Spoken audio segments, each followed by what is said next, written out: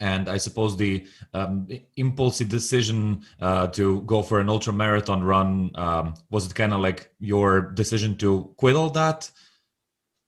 In a way, I didn't even know it at the time, because like I wanted to run my first marathon in 2018. So I started training for my first marathon and really didn't think about it as a big life change or anything. I just thought, I'll run a marathon. You know, like it was like I've gotten into the ring where people want to cut my head off with their elbows and knee me in the face.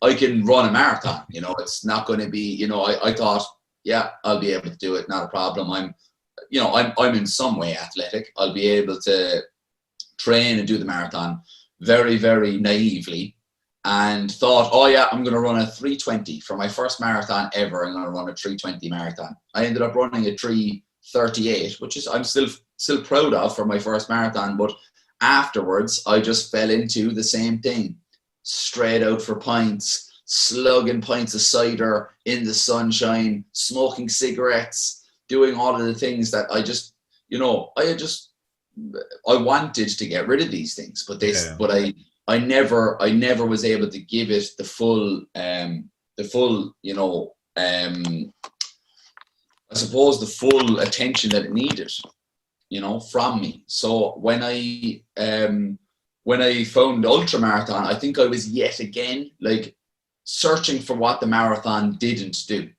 You know, the marathon didn't give me this new lease of life. It didn't give me this new, you know, person or, you know, way of life that I wanted. And I was still going out and doing the things that really wasn't bringing much to my life, because alcohol used to put me into a super depressive state, really, really bad depressive state. Like everybody gets hungover. I would get hungover in my mind for 3 or 4 days, you know, and it was just tiring, like, you know. And then I found the 100-mile run, and after I finished the 100-miler, I was yet again back to those old ways. And actually, in the first time I ever ran 100 miles was in August of 2018, and from August 2018 to the 31st of December 2018, I only ran one time, because I had lost all go forward. I thought, I'm after running 100 miles now, and that's still not after doing the trip, you know. And you're like,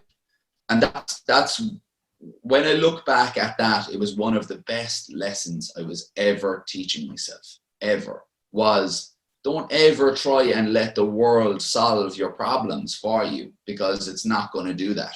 You need to be okay within here first. You need to sort out what is actually driving you to try and sort your life out. You know, what's driving you to change? What's driving you to want more?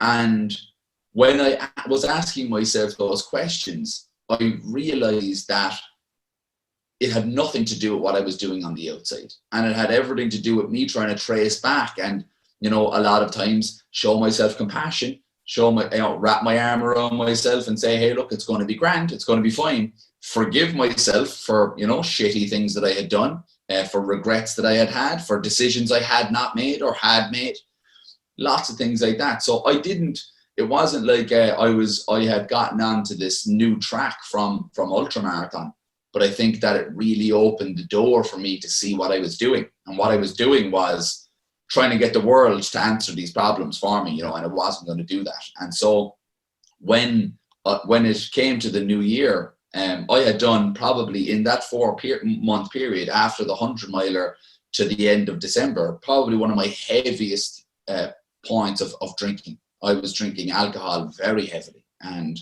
I was, I basically, you know, had forgotten everything about doing ultramarathons, doing all of this kind of stuff.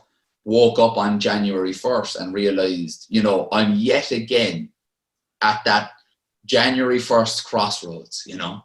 Do I take this path down of 2 or 3 months, just kind of, you know, I'm going to do better, I'm going to eat better food, train, I'm going to, you know, maybe go off alcohol, you know, all these things, or am I going to take this route?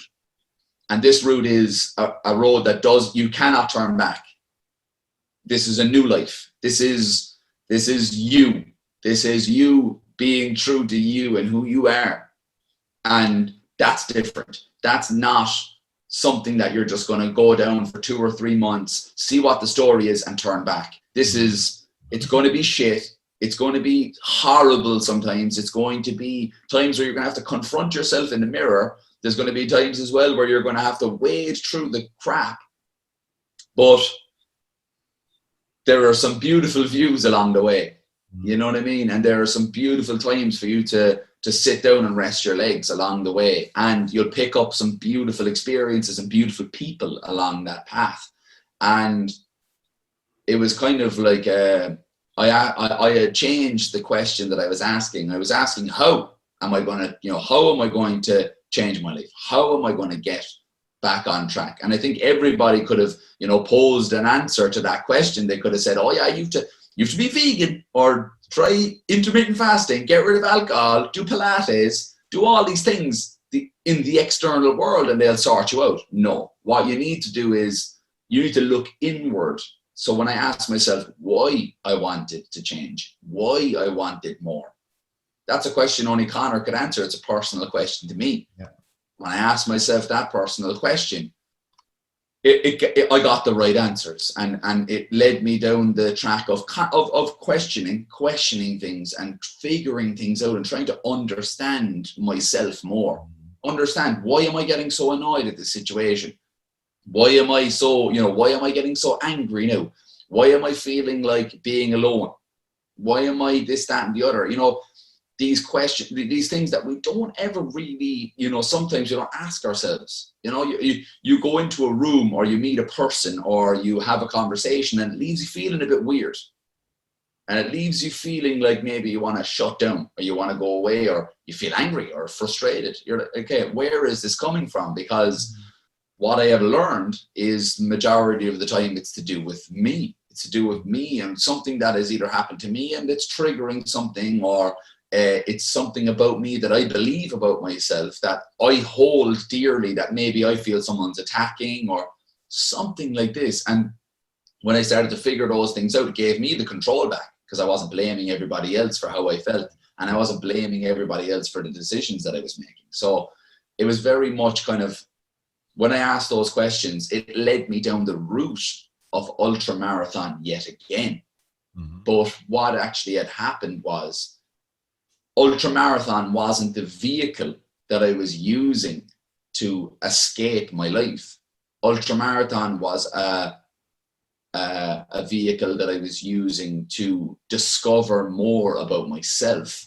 And in turn, there was a physical manifestation of these runs, a physical manifestation of these races. You know what I mean? And that's a different thing. That's coming from within into the without, not from without into the internal, and so when I kind of actually I'm kind of after going on a bit of a tangent here now. I don't know the original question, but basically I think at ultramarathon, its use has changed for me over the years. Hey, thanks for watching this video. If you want to see the full version, go to the Uncle Gold Podcast YouTube channel or watch the next clip.